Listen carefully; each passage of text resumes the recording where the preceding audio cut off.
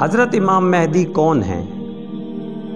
امام مہدی حضرت فاطمہ الزہرا رضی اللہ عنہا کی نسل سے ہوں گے اور نجیب الطرفین سید ہوں گے۔ مدینہ منورہ میں ان کی پیدائش و تربیت ہوگی۔ ان کا نام نامی محمد اور والد صاحب کا نام عبداللہ ہوگا۔ وہ شکل و شبات اور اخلاق و شمائل میں آن حضرت صلی اللہ علیہ وآلہ وسلم کے مشابہ ہوں گے۔